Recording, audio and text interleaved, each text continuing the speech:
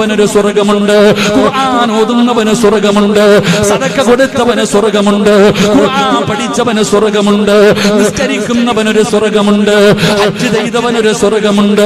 അല്ലാഹുവേ, നന്മകൾ ചെയ്യുന്നവർക്കൊരു സ്വർഗമുണ്ട്. എങ്കിലും തെറ്റ് ചെയ്യാൻ സമയം കിട്ടുമ്പോ, തെറ്റ് ചെയ്യാൻ അവസരം കിട്ടുമ്പോ, അവൻ ചെയ്യാൻ ക്ഷണിക്കുമ്പോ, വലിമൻ ഖാഫ മഖാമ റബ്ബിഹി ജന്നതാ. അല്ലാഹു പറയുകയാ രണ്ട് സ്വർഗമുണ്ട്, രണ്ട് സ്വർഗം തരാ.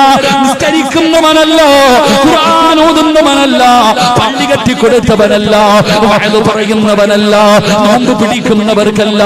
അല്ലാഹു പറയുകയാണ്, ഞാൻ രണ്ട് സ്വർഗം നൽകാ. ആർക്കെന്നറിയുമോ? വലിമൻ ഖാഫ മഖാമ റബ്ബിഹി ജന്നതാ. തെറ്റ് ചെയ്യാൻ അവസരം കിട്ടുമ്പോ, വ്യഭിചരിക്കാൻ അവസരം കിട്ടുമ്പോ, സുന്ദരിയായ പെണ്ണ് കെട്ടിപ്പിടിച്ച നഗ്നചിത്രങ്ങൾ അയച്ചു തന്നിട്ട് വാടാ എന്റെ മോഹമൊന്ന് സാധിച്ചതാടാ എന്ന് പറഞ്ഞു വിളിക്കുമ്പോ നീ പറയണം, ഇന്നീ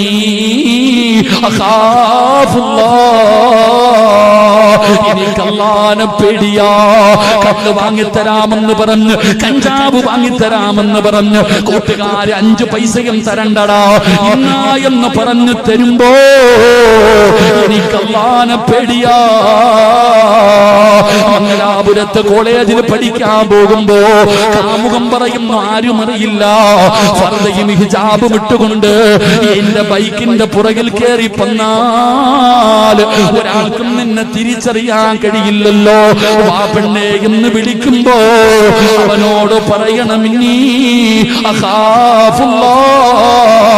ആര് കണ്ടില്ലെങ്കിലും എന്റെ അല്ലാഹ് കാണുമല്ലോ, ആര് കണ്ടില്ലെങ്കിലും എന്റെ റബ്ബ് കാണുമല്ലോ. അതുകൊണ്ട് പ്രിയപ്പെട്ടവരോട് പറയുകയാ, ഉസ്മാൻ തങ്ങൾക്ക് അല്ലാഹുവിനെ വല്ലാത്ത പേടിയാ, അല്ലാഹുവിനെ വല്ലാത്ത പേടിയാ, പേടിച്ച് ജീവിച്ച സ്വഹാബിയാ. അതുകൊണ്ട് ഞാൻ എന്നോടും നിങ്ങളോട് പറയുകയാണ്, ഈ ദുനിയാവിലെ ജീവിതത്തില് അല്ലാഹുവിനെ ഭയക്കണേ, അല്ലാഹുവിനെ പേടിക്കണേ. ഖബർ കണ്ടാ കരയണേ, ഖബർ കണ്ടാ കരയണേ. ആരുടെ മണ്ണിലെ ഖബറിലേക്ക് എന്തെങ്കിലും ഒന്ന് ചെയ്തു വെക്കണേ. അല്ലാഹുവേ, ഞങ്ങളുടെ മണ്ണറ നീ മണിയറയാക്കണേ അല്ലാഹ്. ഏകാന്തതയുടെ വീടിനകത്ത്